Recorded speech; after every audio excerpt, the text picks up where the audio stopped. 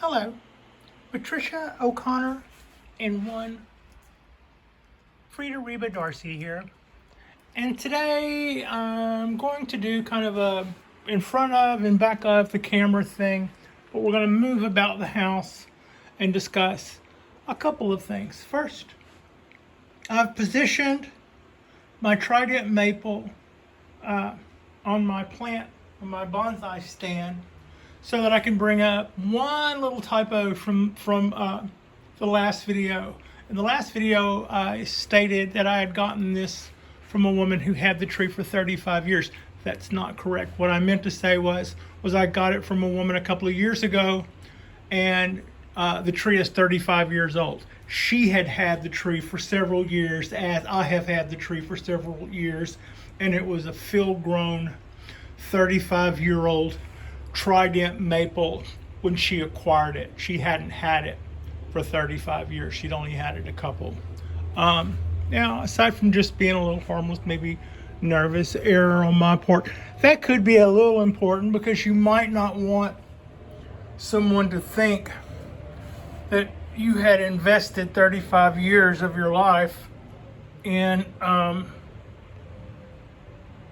something that's what we would call a chicken's foot. In other words, those three trunks are a little like that. Now, just to back up a minute, and as she technically backs up, when this tree is in full foliage, it's absolutely gorgeous. It just makes a big umbrella of really bright green, pretty foliage, and it looks really nice. But when the fall finally comes around and we do finally lose all of our leaves, it would be nice to see the silhouette of a more pleasing tree. What this was like it said it was originally a field-grown tree, but more specifically, that pot says it all too. This was a box tree. So when it was sold in full canopy, and whoever bought it would have paid a couple of $100 for something that had a really large trunk and not a lot really in the way of fine ramification. And to that end, the trunk is splits off into three sections, and they all still show, once the leaves go away, a really, really heavy chop. Well, that's what you pay for. If you'd have wanted a finished tree, you'd have gone to the club or gone to an auction or something like that, and you would have paid a lot. This is a good starter.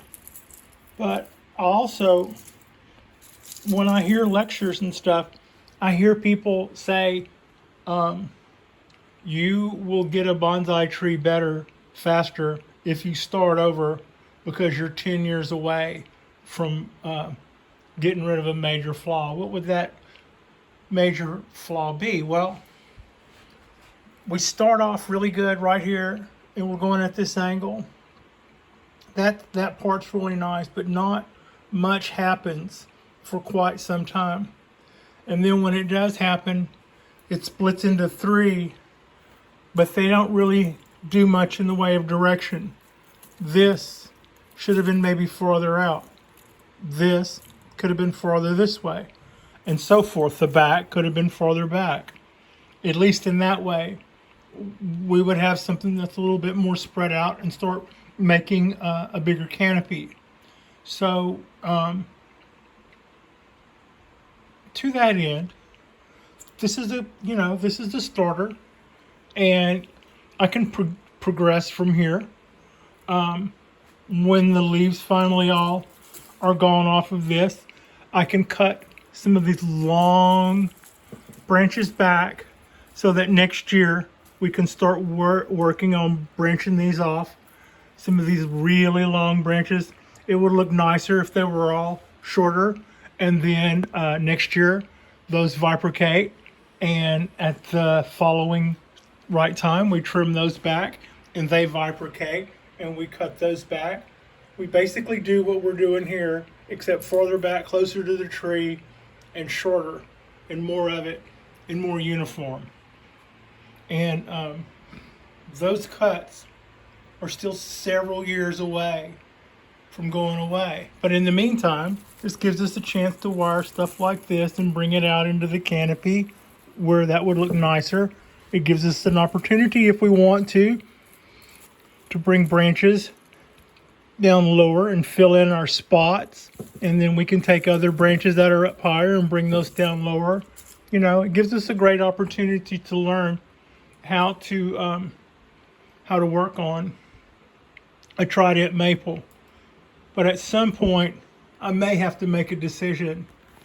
While I'm still quite a few years away from making these cuts heal over into something, it's not that much longer to possibly rethink this. And by rethink this, I mean perhaps I could look at branches like this guy right here.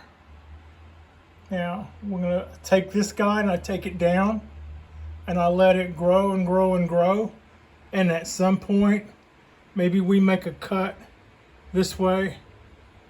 Put your finger in the shot. Maybe we make a cut this way and lose this top. And that way we will have built a structure like that. That's starting over, but we're starting over from this that I don't know. I don't know how I would, at the end of the day, be happy with those three trunks that close together, that straight up, and all three of them are long and straight.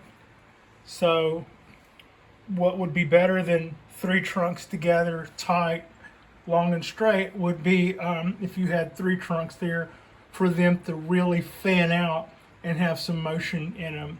And what we have now is something that is not going to be really too hot on being bent because it's really heavy.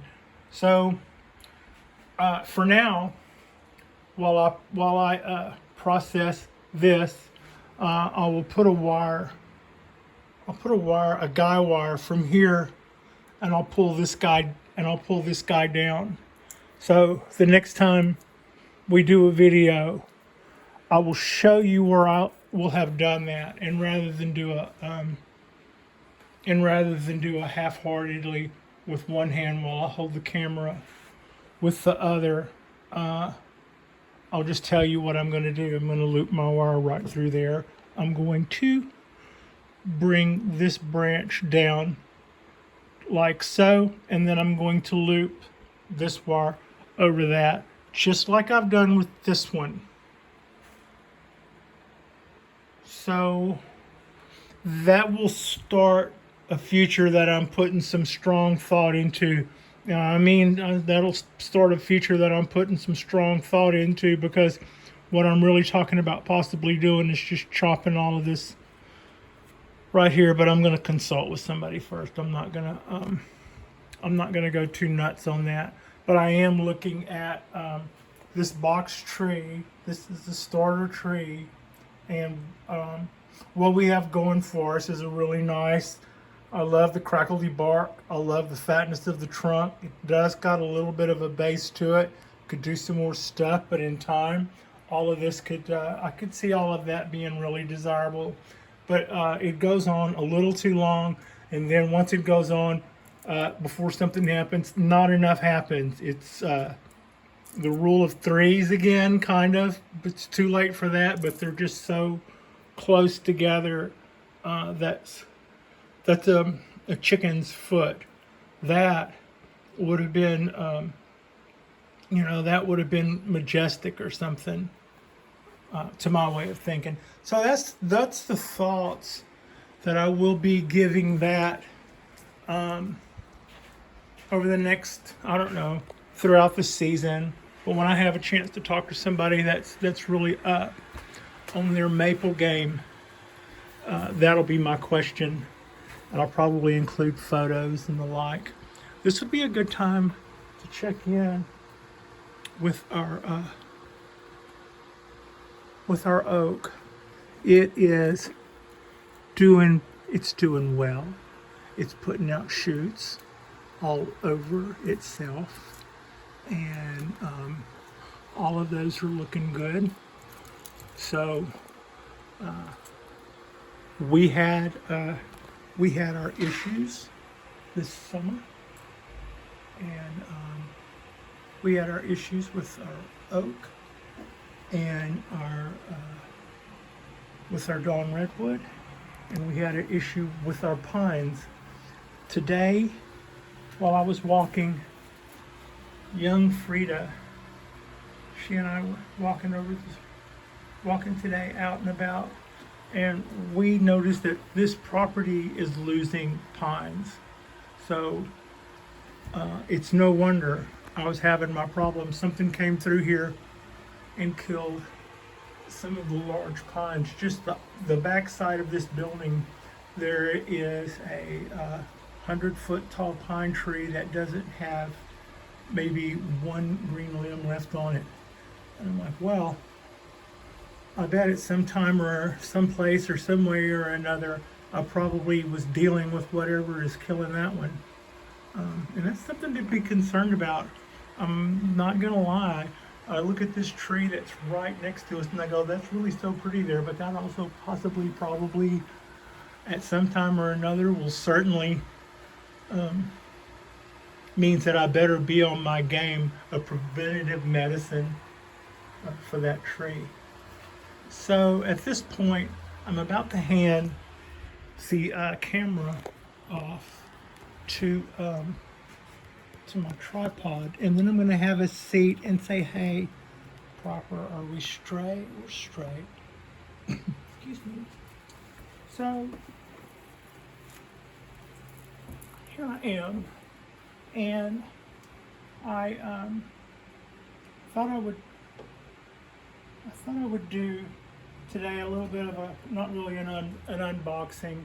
I'm not really into unboxing that much. I'll just come out and tell you that my package from Eric at Bonsaify came in yesterday really quickly. Well, there are rocks thrown from here, but it did. It came in after just a few days, and the quality of this little pot, it's just absolutely remarkable.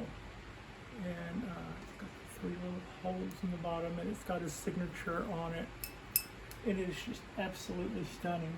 Now the other one, this one, when I heard about it, I described this as wabi sabi.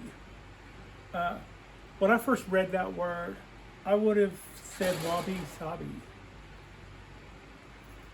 But I then watched a video or two, and the English man who always makes you think you don't know what the hell you're talking about said wabi sabi so many times, and I'm going, well, maybe it's wabi sabi. But anyway, what I would have been referring to is the way that the little bowl is dimpled in on the corners. And not only does that make it really attractive to me, but it feels good in your hand like that. It feels like something that that's just going to be right there without any problem. I can just see some beautiful little thing coming up out of that. And I'm really happy with that little pot. And it has a little stamp. You're not going to be able to see that, but it does have a little stamp on the bottom of it as well. A little maker's mark. So, and then the other pot that I was really looking forward to, that I described as reminiscent of Monet, and that would be this one. The angle is not deceptive. The pot is shaped a little like this. It's beautiful. It has some blue and some gray and some rust color and some yellow, which kind of combine in places to make green. And the creator of this pot also signature stamped in the bottom, and the bottom is molded.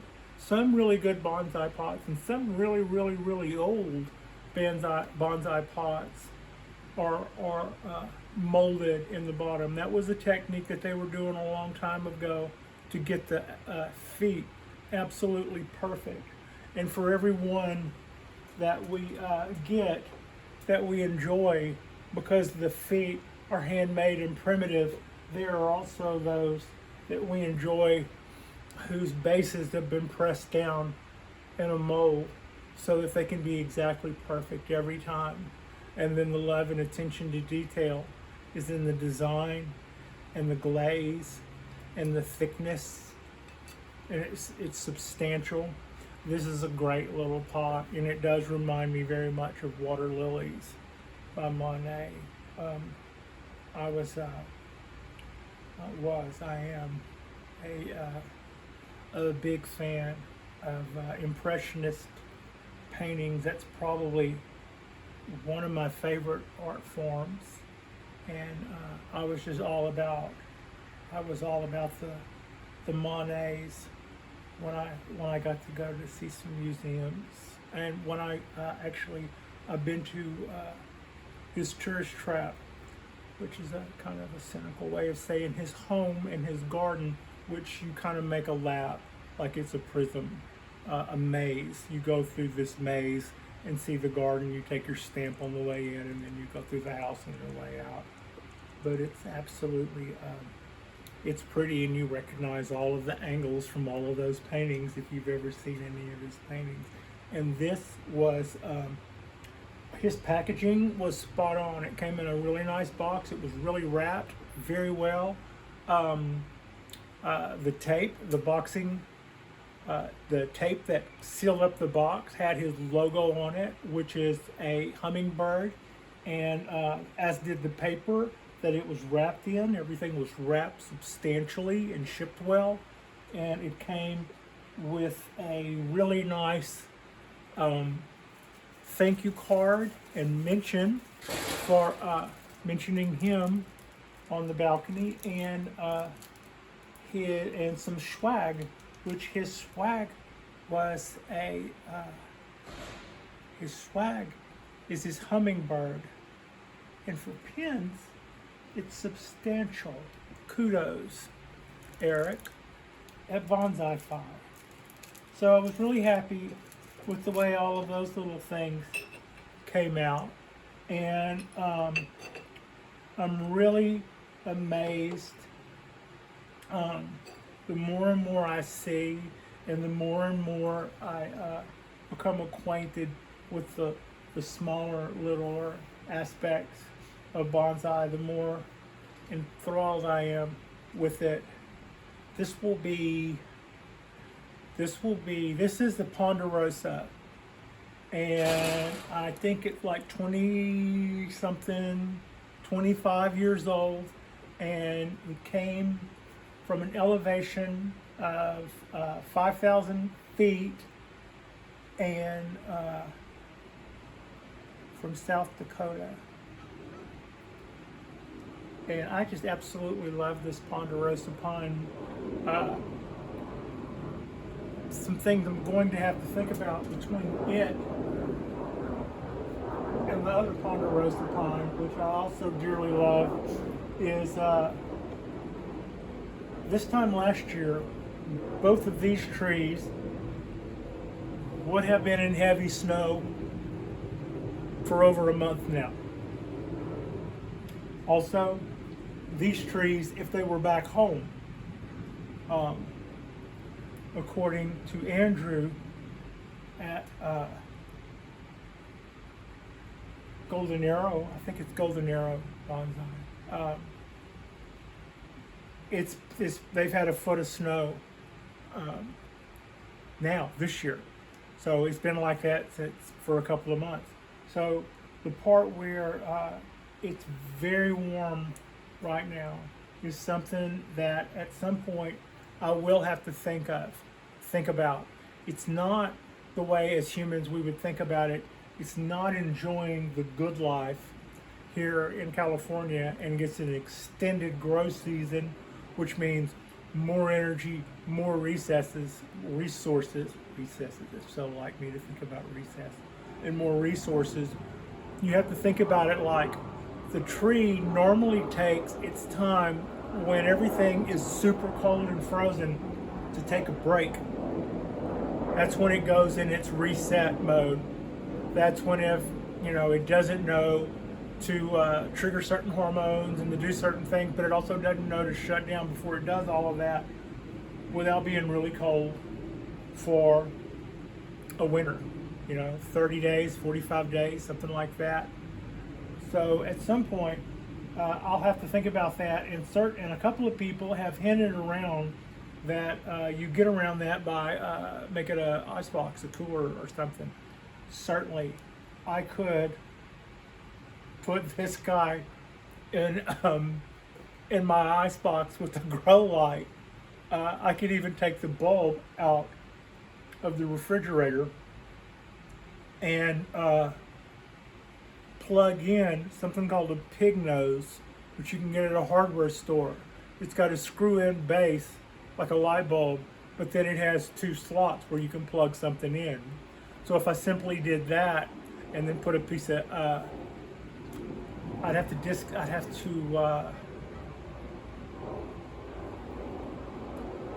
to make the door button work or act like it doesn't work, so it would leave the light on for its time to mount after that. I couldn't just leave the refrigerator door open. But there are other ways where I could take maybe igloo coolers, cut the ends out of one and stand it up on another and make some big box like this and then run a hose to some dry ice. But somewhere along the line, I'm gonna have to think about a way to make this baby and this big baby really cool. And I'll probably have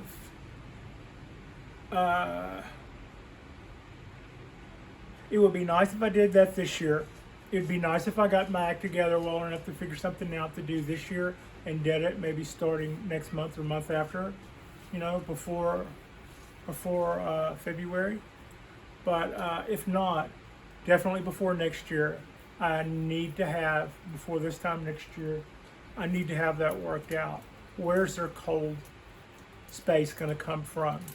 I like to watch, the last couple of days, I've been watching my friend, or the person whose videos I really like to watch, Nigel, and I believe he's near Alberta, and he has all those lovely tropicals. So to watch him go through the steps that he has to go through to keep his trees happy, to be happy to be alive in tropicals in Alberta, Canada, I have a very opposite problem.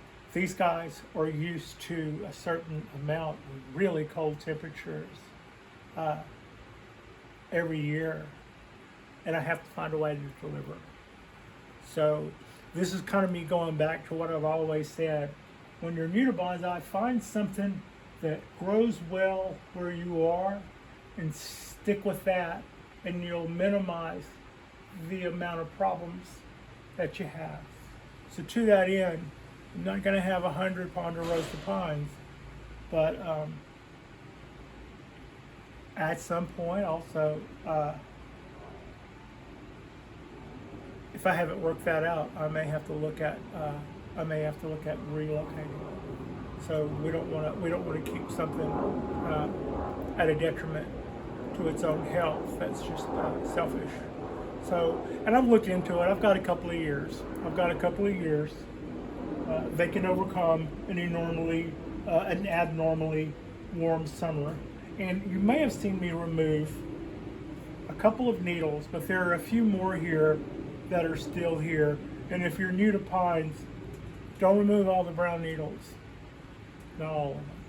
You leave some of the old needles on a pine. Don't just pluck them off the way you do dead leaves, because they still carry hormones or trigger hormones or do things that you don't want to mess with them that much.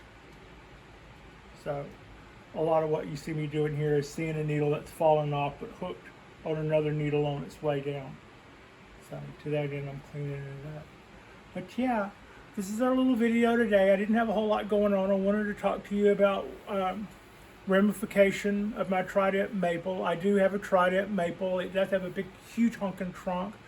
And it does have a lot of possibilities, but truthfully, looking at it, whether I try to make a so-so tree out of the one I have or whether I start over, I'm probably 10 years versus 12 years. So I'm going to ask around and see if I can get some feedback on my go with a smaller limb. Let's let it start growing and maybe chop everything above it so the energy goes to that smaller limb and speed that up. So I'm going to find out about that idea, and I'll tell you what I find out. And then if I do it, I'll do it right here. I'll do it right here in front of everybody, because that's, you know, what we do. We kind of do here in front of everybody. So yeah, happy midweek. It's really bright and sunny. It's not too hot, but it's nice and sunny. It's it does feel a little fall-like here. The pine trees are looking really good and greening up. And I don't know if you can see the Cork Bark Oak, but I've had an idea about it. There's a couple of shoots coming straight up out of the top. One of them over here I might want to train. The one over here I had talked about maybe rotating it around back and getting some motion out of it. But it occurred to me earlier, I know what will happen if I clip back a new shoot. It will prolifically make other shoots all out from where that cut was. So I don't know if that's in frame or not, probably not. But looking at this Cork Bark Oak, I've got one shoot coming out of one of my newer branches, and it's going straight up, and it's about 5 inches long.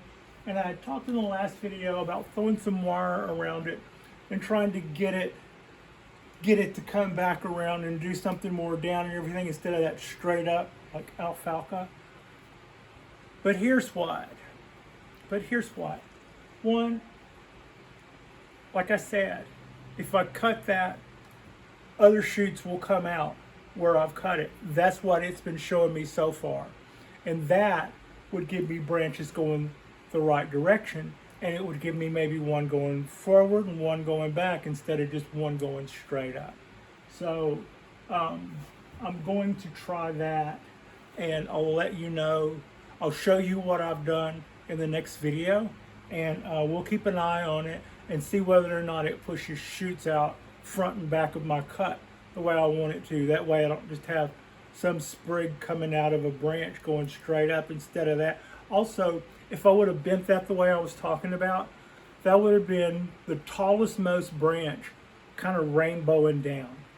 And that's not really, I might, get away with that on some of the other branches, but that's not a good look, I don't think, for an oak. We want our moves to be a little bit more powerful than that up at the top where they're really going to be noticeable. So just clipping that back and not letting that rainbow down, I think will probably make it send a shoot out that we can get more horizontal, maybe front and back, and we can bend those down and get some nice motion in them. So that's what's going on there, and like and subscribe, and thank you so much for watching. I so appreciate you. We will keep doing this, and we will keep learning together. And an apartment or a balcony does bring its own problems. We are lucky in that we have sun, but our sun also brings a certain amount of wind, and we do have to worry about what we can get plus or minus from the local fauna.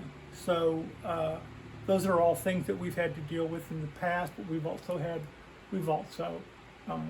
been able to deal with our lighting situation and our watering situation and our making sure that we keep our stuff contained within our place so that we don't have any situations arise from that. So it's all going to be a continuing thing, and we'll always be growing and getting better. But it all, in a way, it also all stems around you and your desire to see me continuing to do this. So thank you so much, and I appreciate you. And now I'm just going to get up and turn this off, and we'll go on about our day.